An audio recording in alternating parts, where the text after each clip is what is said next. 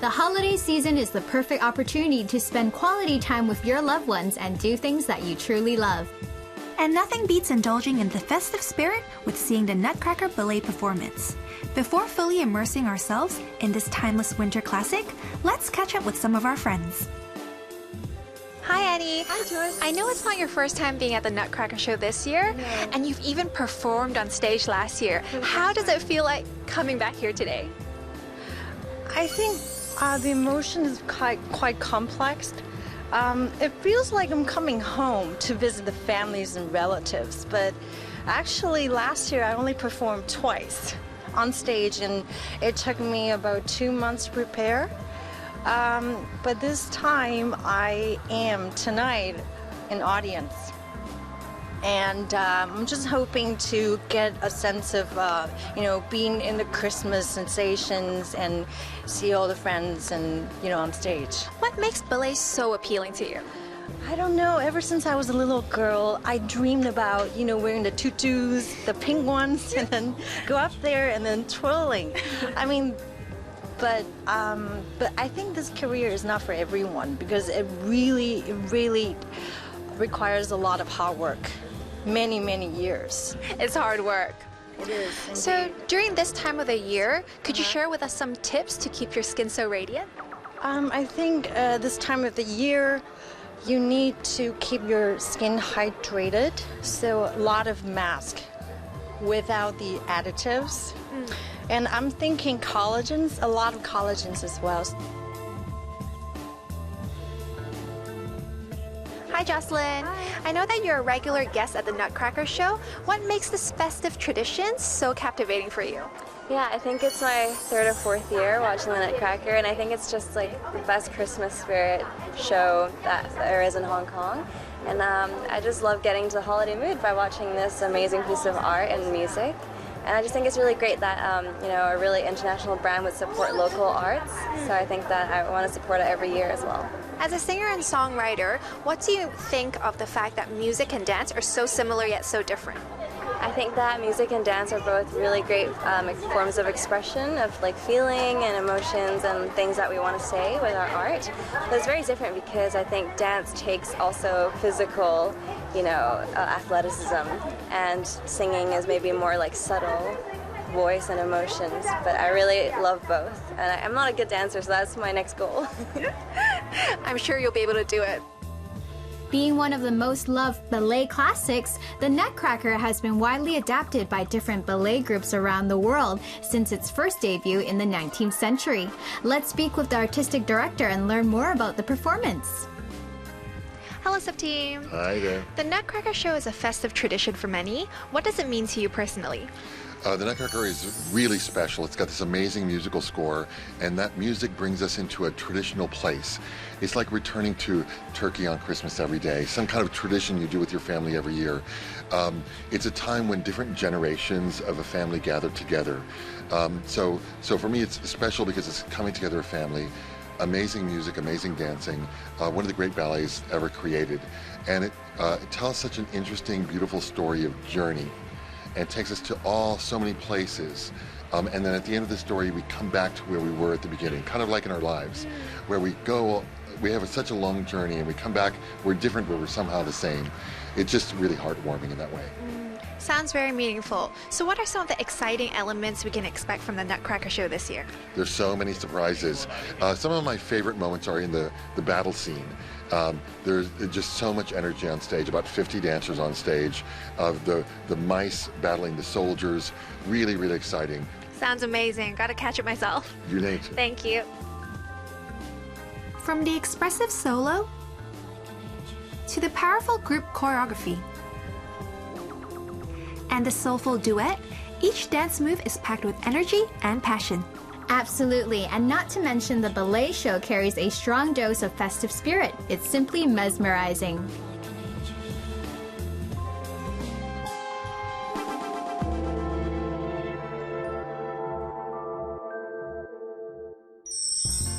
Blockbuster movies don't just come from big stars. They come from the hard work of the production team and the supporting characters. Though not in the spotlight, those people in the supporting role do drive and shape the plot and make things turn out well. And the same goes to community development. Apart from roads, buildings, and transport network, a friendly and robust community wouldn't be completed without public facilities. Alan Lowry has a passion for realizing innovative ideas and incorporating consumer demands into different products and services. Being a forerunner in the industry, he has been creating eco-friendly street furniture pieces for theme parks and attractions, as well as different communities around the globe for the past 11 years. Hi Alan. Hi. We always talk about how to live sustainably. So how can sustainable furniture improve or help us to reach this outcome?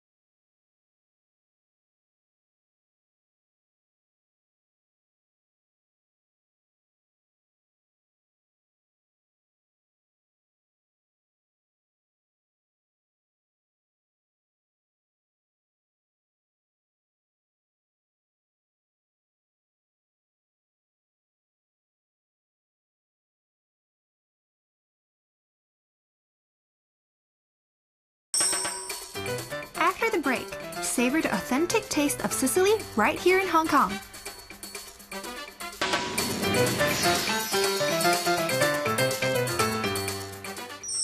All the places in the world have their own unique landscapes, cultures, and personalities. When it comes to Hong Kong, you will automatically think of skyscrapers, high-rise buildings. When it comes to Thailand, you'll think of sun and beach, vacation. When it comes to Italy, what would you think of? Would it be the local delicacy? When we talk about Italian food, comfort food like pizza or pasta is usually the first image that comes to our minds. But apart from those tantalizing bites, Italian cuisine has so much more to offer. If you've spent any amount of time in the country, you'll know every region has its distinct cuisine, and food in Sicily is especially full of surprises. This carpaccio is delicious. Could you tell us more about it? This is some Japanese amachi fish. It's a fresh one. Actually, I don't like marinated too much the fish. I want to keep the naturally of the big quality of fish and the freshness. I finish with the caviar for give it some saltiness, and then if you see this is tomato confit to give the sweet and salt for the caviar. And then I finish with the freshness of chives. No wonder every bite is full of different flavors. So during your time as a chef, what would you say is your favorite ingredient to work with? You know, I have something never missing in my kitchen for any part in the world is the dry Sicilian product. Because I think this is one part of my identity. This kind of product, really, I always put some of this in any dish I thinking or I create anyway. Because all these ingredients give different dishes like a burst of flavor. Yes, because it's unique. Because of course, any region has a special product, any country has a special product. But I think this special product only Sicily can produce on this time because it still uses the sun for dry this product. So how would you describe your culinary style? Of course, I'm Italian, so especially I coming from Sicily. So all my first approaching with the kitchen was with my mother and grandmother. So I always keep this in my mind, of course. But today, with my background and experience, I want to take the traditional recipe or traditional dish for keep the memory, but present them in a modern way. Respect first the product. Don't put too much ingredient around on this, and use the technique to present and especially the balance the tasting have in any dish, like sour, bitter, sugar. This is my goal in any recipe. To get the perfect balance so nothing overpowers. Yes, yes. So what is your proudest dish to date? Wow, you see, you're in front of you. It's risotto. I'm from Sicily, then risotto is not really the Sicily speciality. It's more than the north part of Italy, so Milano, Piedmont. And when I was younger, after finish the school, I just the first step was Milano. Italian master teach me about the risotto and share with me this kind of passion, how you have to take care of the risotto. When creating dishes, where do you get your inspiration? I think the inspiration first coming from the relax. So my first step always when I want to do the new menu or something, I gonna want to stand near to the ocean, near to the sea. So here is you can see it's a very good place to think. And of course, for my day off, I tuning around some local market because it's very important. See the product. I get the idea which kind of product can match with this, or maybe I do the fish instead of meat or something like this.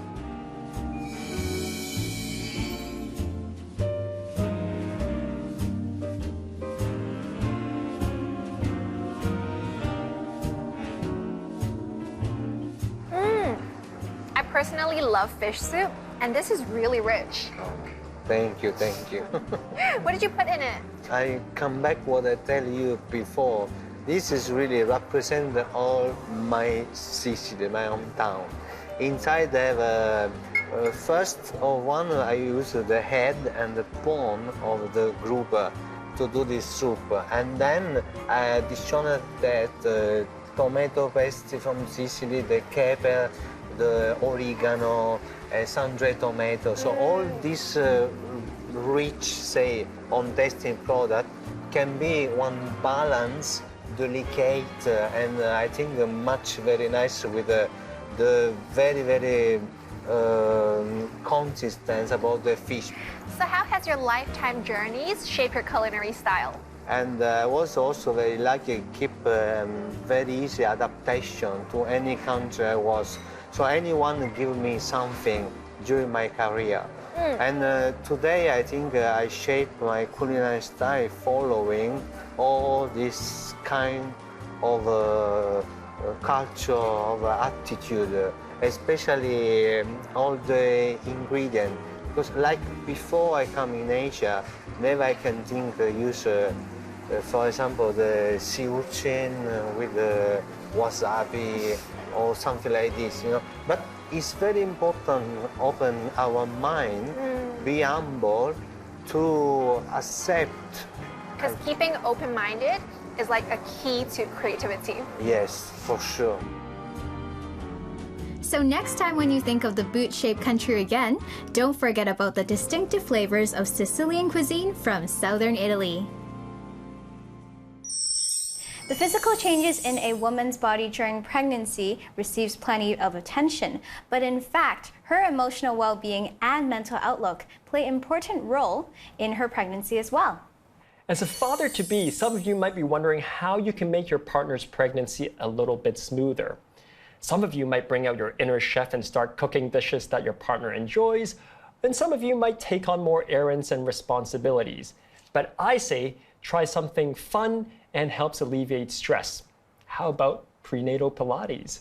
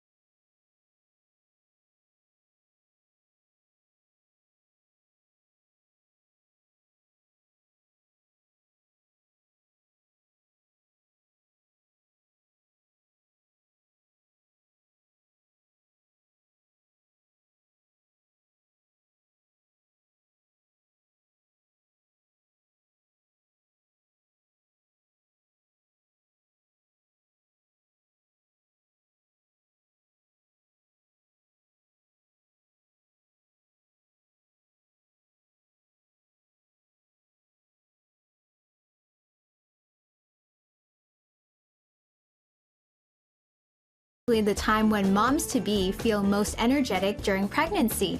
And it's essential to be aware that your weight and center of gravity are going through a period of flux, which can throw your balance and alignment off kilter. To avoid injury, start incorporating modifications to your Pilates workout and opt for side-lying seated or standing workouts instead of exercising with your back and on your belly.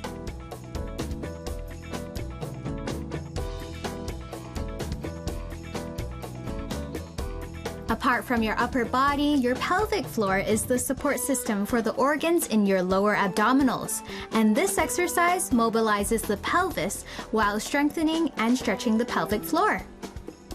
During labor, the pelvic floor muscles must be strong enough to push, but flexible enough to allow the baby to move through the birth canal. And this exercise is recommended to do throughout the second and third trimester as you prepare the body to give birth.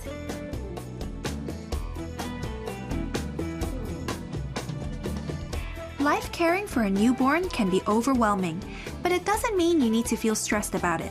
Let go of any expectations or judgments of yourself and do what feels right, because after all, having a baby is a blessing.